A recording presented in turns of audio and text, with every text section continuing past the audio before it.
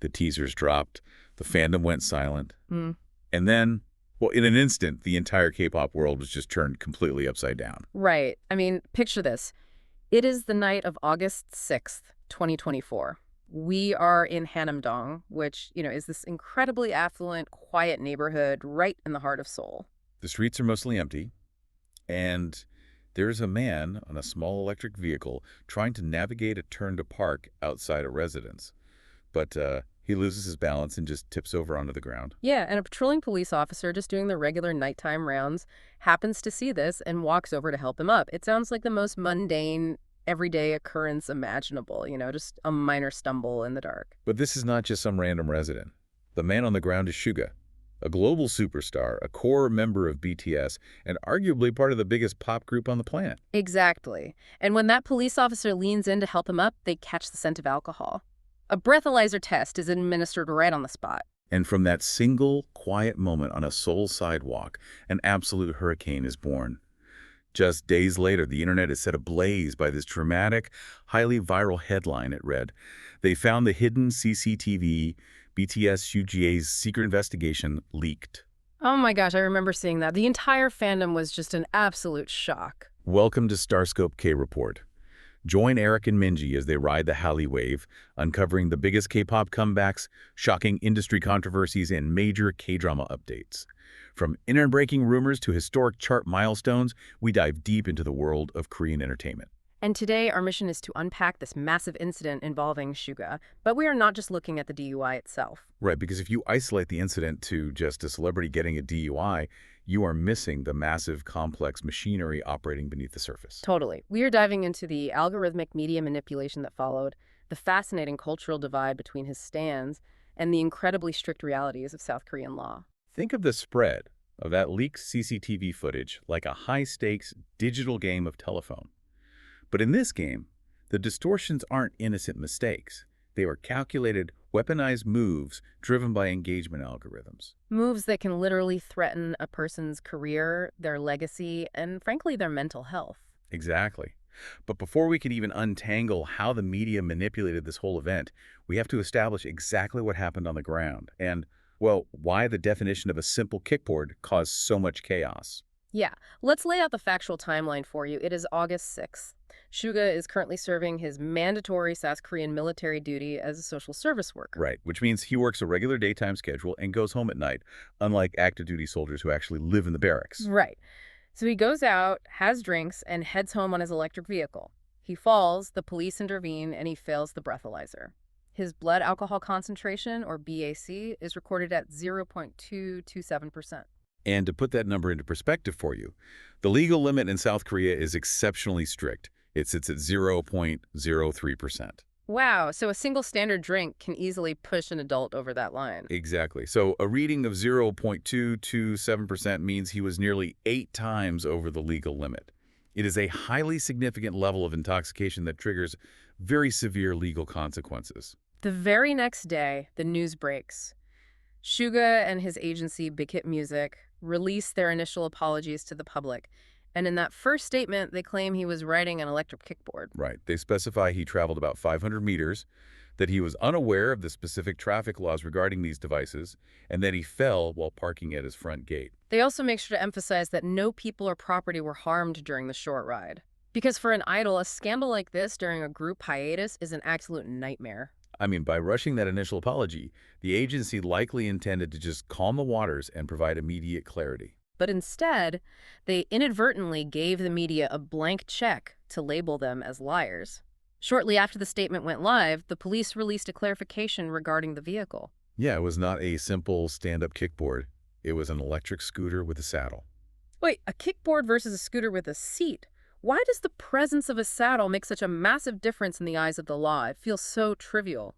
It totally seems trivial to a layperson, but the South Korean Road Traffic Act draws a hard physical line based on the vehicle's mechanics. If a device goes under 25 kilometers per hour and weighs under 30 kilograms, it is classified as a personal mobility device. Oh, so it is legally treated much like a bicycle. Exactly. The penalties for riding one under the influence definitely exist, but they are generally administrative, like fines or a temporary license suspension. But the moment you add a saddle and a larger motor, the physics change entirely. The increased weight, the stronger motor, and the seated position alter the potential force of an impact. Right, the law deems it a far more dangerous machine.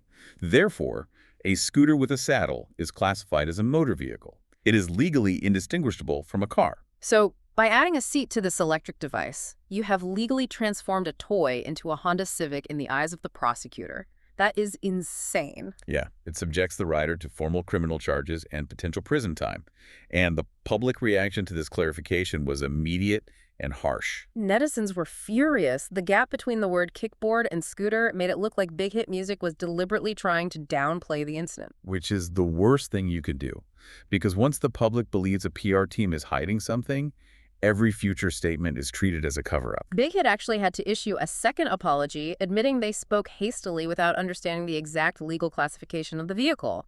But, I mean, the damage was already done. Completely done. That tiny gap in language created the perfect vacuum for the media to fill with sensationalism. And boy, did they fill it. But hold on, before we get into that, if you love staying updated on your favorites, make sure you are subscribed to StarScope K-Report. We have got even bigger scoops ahead, and you do not want to miss out. Because this is exactly where the narrative shifts from a celebrity making a poor choice into a media ecosystem operating at its most predatory level. Yeah, a major South Korean broadcast network, JTBC, airs exclusive CCTV footage. The clip shows a man zooming down a multi-lane, busy road on a motorized scooter going up to 30 kilometers per hour in heavy traffic. And they confidently claim this rider is Suga. The public outrage is just instantaneous. Because the footage directly contradicted every single point in his statement. He claimed he was going a short distance, driving slowly, and fell while parking. Right, but the JTBC footage painted a picture of a severely intoxicated man speeding through moving traffic, acting as a massive menace to public safety. But here's the truly shocking part. The man in the video was not him. Wait, really? It was just some random guy. Yeah. Days later, other outlets, like Donga Ilbo and Yonhap, released the actual CCTV footage of the incident.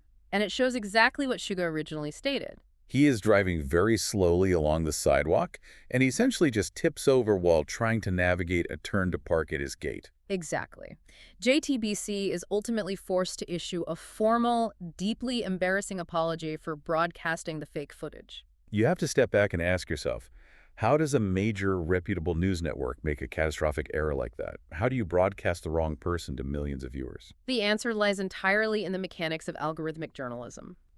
Researchers at HEC Montreal actually quantified this phenomenon by analyzing media manipulation in South Korea during the scandal. Right, they found that during the peak of the frenzy, South Korean media outlets were churning out over 200 articles a day about this one single incident. 200 articles a day on a man falling over on a sidewalk.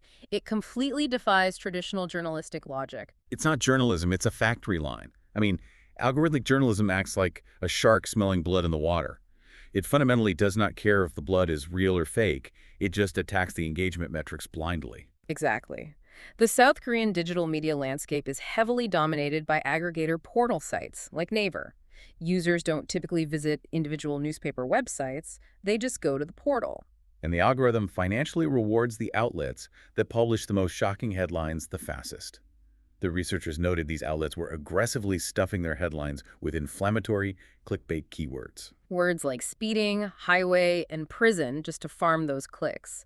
JTBC had footage that perfectly fit the outrage narrative, so they rushed it to air without taking the time to verify the identity of the writer. The truth is entirely secondary to the revenue generated by the traffic.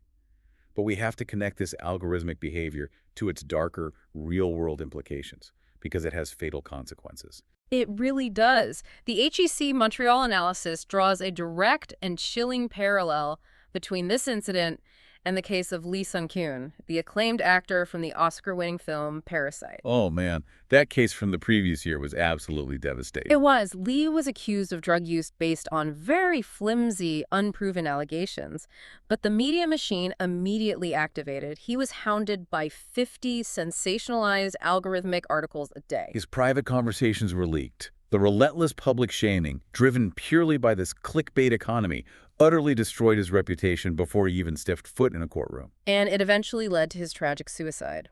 This clickbait culture isn't just an annoyance, it is a system that literally destroys human beings for profit. And if you follow the Korean entertainment industry, You could feel that exact same terrifying machinery powering up against Suga. The sheer volume of negative press began to physically manifest, and it completely fractured his global fan base, splitting the army right down cultural lines. The domestic reaction in Korea was severe. Netizens were just outraged. People hired protest trucks with massive LED screens to drive around Seoul, demanding accountability. Fans even sent actual funeral wreaths to the HYBE headquarters. And sending funeral wreaths is a very specific, aggressive form of protest in Korean fan culture. It is a visual way of saying, your career is dead to us, or you have killed the group's reputation. They were actively demanding that Suga withdraw from BTS entirely. To Western observers, demanding someone quit their life's work over a victimless scooter fall seems wildly disproportionate. Why is the domestic standard so unforgiving? We have to look at the origins of the industry. Professor Ceterbao T. Seiji from Busan National University provides brilliant context here. Right. In Korea, the word idol is not just a catchy synonym for a pop star. It is meant to be taken quite literally. The entire K-pop system was designed to produce flawless role models, both on and off the stage. They aren't just selling music. The media and the public actively use these figures as moral barometers to demonstrate how citizens should and should not behave. The social contract of an idol involves accepting immense wealth, adoration, and national hero status, but in exchange, you must maintain absolute moral purity. So when an idol commits a DUI, it is not simply viewed as a legal infraction. It was interpreted as a deep personal betrayal of that social contract. But when you cross the ocean and look at the international fans, the global army, the reaction is a complete 180. Yeah, these fans were watching the Korean backlash in absolute shock. A massive coalition of 127 BTS fan organizations spanning 58 different countries issued a joint statement. They declared absolute, unwavering support for all 7 members of the group. Yale sociology professor Grace Kao articulates the Western perspective on this divide very well. She explains that American and European fans view an incident like this through a totally different cultural lens. They just look at the physical facts. Suga was going slowly on an empty street, he fell over, and no one else was involved or hurt. To them, it's a victimless mistake. It's a bad choice, certainly, but not a catastrophic moral failing that requires ending a decade-long career. Furthermore, Professor Kao notes that Western fans carry a deep collective trauma regarding celebrity media hounding.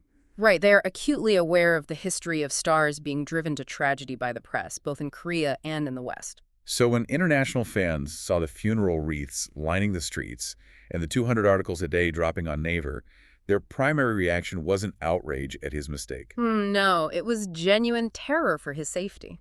They were mobilizing to protect his mental health from what they viewed as a highly toxic media culture. Which poses a really difficult question about the nature of fame in South Korea. Are Korean fans demanding an impossible level of moral purity from their artists? Or is this simply the heavy price of wearing the crown in South Korea? If you happily accept the millions of dollars and the diplomatic passports, do you also have to accept the zero-tolerance policy for human error? That is the core, unresolved tension of the global K-pop industry. But hold that thought, because if you are finding this breakdown helpful, hit that subscribe button so you never miss a KT update. Because while the court of public opinion was bitterly divided across the globe, the actual court of law in South Korea operates on strict, uncompromising guidelines. Exactly. Let's break down the actual mechanics of the law, using an excellent analysis provided by the decent law firm in Seoul. Under Article 148-2 of the South Korean Road Traffic Act, punishments for driving under the influence are strictly tiered based on your blood alcohol concentration. Suga's BAC was 0.227%. Where does that put him on the scale? That places him firmly in level 3, which is the highest tier. It applies to any BAC of 0.2% or higher. And the statutory penalty for level 3 is incredibly severe. Right. It carries a potential penalty of 2 to 5 years in prison, or a fine ranging from 10 million to 20 million won. Up to 5 years in prison for riding an electric scooter. I mean, if you or I were pulled over in the States on a scooter, it might barely register as a traffic violation depending on the jurisdiction. But the Korean legal system treats the presence of alcohol behind any motor as a profound threat to public safety. The decent law firm also highlights a crucial aspect of police traffic stops in Korea that most people just don't understand. Statements made at the scene can completely seal your fate. Suga's initial statement mentioned that he told police he only drove a short distance. Intuitively, you would think that helps his case. Like, hey, officer, I was just moving it around the corner to park. It seems like a natural instinct to downplay the severity, but legally it is a massive trap. The lawyers point out that telling the police, "I only drove a short distance," fundamentally hurts the driver. Because in criminal law, you have to establish mens rea, the guilty mind. By admitting you drove a short distance, you legally confirm intent. Exactly. You prove to the police that you made the conscious, deliberate choice to operate the vehicle after drinking, completely removing the potential defense that you accidentally engaged the throttle or slipped. It locks you right into the charge. The legal gears start turning, leading to August 23rd, when Suga is required to appear at the Yongsan police station for formal questioning. And in South Korea, this isn't just walking into a building with your lawyer. No, this requires participating in the photo line. It is a highly ritualized, incredibly stressful public appearance. He arrived dressed in a stark black suit. He had to stand completely still before a massive crowd of flashing cameras and reporters. He bowed deeply, multiple times, and delivered a speech expressing profound regret to his fans and the public for his carelessness. It is a very specific, culturally mandated type of public penance. Following that public questioning and his admission of fault, the legal process moved swiftly toward a resolution. Because it was a first offense, and because the CCTV verified there was no property damage or injury to anyone else, the prosecutors opted for a summary judgment. Meaning he avoided a highly publicized, drawn-out criminal trial. Correct. The court issued a fine of 15 million won, which translates to roughly 11,000 US dollars, and his driver's license was formally revoked. That settles the civilian side of the law. But what about the military aspect? If you are actively serving, even as a social service agent, does the military step in to punish you for civilian crimes? That was a massive point of anxiety for the fandom. Would his mandatory service time be extended? Would he be sent to military jail? But Kim Jong-chol, the head of the Military Manpower Administration, eventually stepped in to clarify the jurisdictional rules. Right, because if he is doing social service, which implies a standard 9-to-5 schedule, does the military even have legal authority over what he does at 11 p.m. on a Tuesday? You've hit exactly on the legal distinction. The head of the MMA confirmed that Suga would face no secondary disciplinary action from the military. The reasoning relies on the strict legal stipulations for social service personnel. The military service law focuses on education, performance, and corrections strictly during working hours. Because the incident occurred completely outside of his official duty hours, the military does not have the jurisdiction to punish him twice.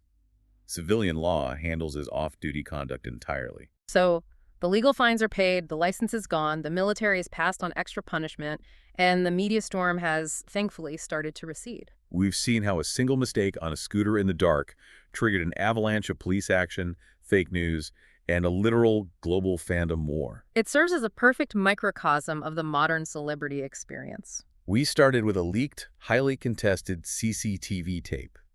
But by digging into the mechanics of this story, we uncovered a much more complex web. We saw how aggregator algorithms actively financially reward outrage over truth, forcing major news networks to broadcast fake footage. We saw deep, historically rooted cultural differences in what domestic and international fans demand from their heroes, and we saw the uncompromising legal codes of South Korea. And why this matters directly to you, the listener, is that this ecosystem isn't isolated to K-pop or South Korea. You exist in an internet ecosystem where algorithms dictate the truth you see on a daily basis. The speed of information has completely outpaced our human ability to verify it. When 200 articles drop in a single day, the truth doesn't stand a chance against the sheer, overwhelming volume of clickbait. Your engagement, what you choose to click, what you choose to linger on, what you choose to share, literally provides the financial fuel for the reality that the media creates. The media didn't invent human outrage. They just built a highly efficient digital machine to harvest it, which leaves you with a final lingering thought to mull over. We love to blame the media, and we love to blame the faceless algorithms. Right, but if digital algorithms are strictly programmed to reward sensationalism over accuracy, are we, the consumers who just cannot resist clicking that bait, actually the ones writing the script for these celebrity downfalls? And take it a step further. If this is what happens when human journalists are forced to churn out 200 articles a day, what happens to the next idol when AI starts generating 10,000 articles a minute just to farm our outrage? The Halley wave might just turn into a digital tsunami. That is truly terrifying to think about. You've been listening to StarScope K-Report, where Eric and Minji bring you the stories shaping K-pop, K-dramas, and the global Hallyu wave. Thanks for tuning in, and don't forget to subscribe for more stories that keep the stars shining.